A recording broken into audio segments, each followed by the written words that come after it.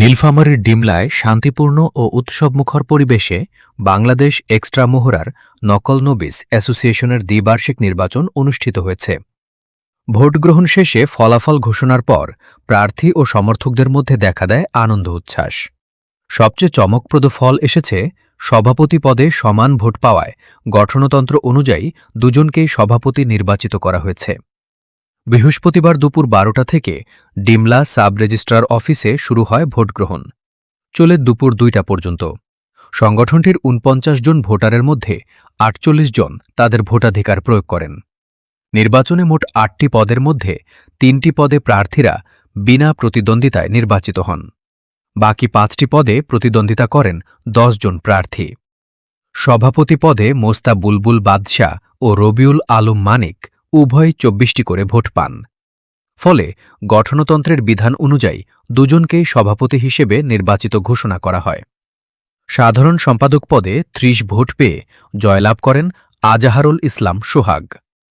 সাংগঠনিক সম্পাদক পদে ৩৮ ভোট পেয়ে নির্বাচিত হন সুমন রায়। কোষাধ্যক্ষ পদে ৩৫ ভোট পেয়ে জয়ী হন আলমগীর হোসেন আলম। মহিলা বিষয়ক সম্পাদক পদে ২৯ ভোট পেয়ে নির্বাচিত হন আইরিন আক্তার।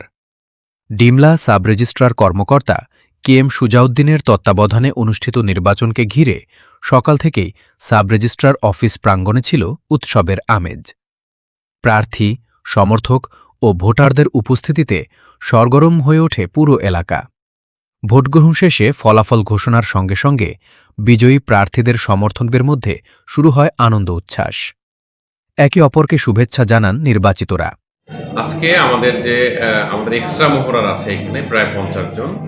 এক্সট্রা মোহরারদের মধ্যে আমরা নির্বাচিত প্রতিনিধি ওনারা নির্বাচন করতে ইচ্ছুক। একটা পেশাজীবী সংগঠন হিসেবে ওনারা এটা করতে চাচ্ছেন, সেই জন্য ওনারা সার্বিক প্রস্তুতি নিয়ে রেখেছেন। আজকে আমরা এটা একটু আগে উদ্বোধন করলাম। আসলে আমরাও অনুধাবন করেছি যে ওনাদের মধ্যে নেতৃত্ব থাকলে ওনাদের মধ্যে শৃঙ্খলা আনার ক্ষেত্রে আমাদের এটা সহায়ক ভূমিকা পালন করবে। এবং আপনারা জানেন দীর্ঘদিন ধরে আমাদের এক্সট্রা মোহরাররা কিছু দাবি দেওয়া করে আসছেন। আমরা অধিদপ্তর মন্ত্রণালয়ে তাদের পক্ষ থেকে বিভিন্ন সময় সেই দাবি দেওয়াগুলো পৌঁছার চেষ্টা করি, তারাও বিভিন্ন সময় ব্যক্তিগতভাবে এটা করেন। একটা নির্বাচিত নেতৃত্ব আসতে আমরা মনে করি যে তাদের যৌক্তিক দাবিগুলো তারা যথোপযুক্তভাবে তারা মন্ত্রণালয় বা অধিদপ্তর কেন্দ্রীয় পর্যায়ে পৌঁছাতে পারবে। তো আশা করছি তাদের দাবি দেওয়া এবং তাদের শৃঙ্খলার জন্য একটা নির্বাচিত প্রতিনিধি থাকলে আমাদের জন্য সহজ কাজ করা তাদের সাথে, এবং তারাও নিশ্চয়ই তাদের সুবিধা অসুবিধাগুলো আমাদের কাছে বলতে পারবে। এতে করে আমরা আজকে নির্বাচন শুরু হয়েছে একটু আগে, নির্বাচনটা যেন বিশ্বাসযোগ্য হয়, ওনাদের মধ্যে যেন আস্থা তৈরি হয়, সেই জন্য আমরা সবাই আছি। কিছুক্ষণের মধ্যেই শেষ হবে।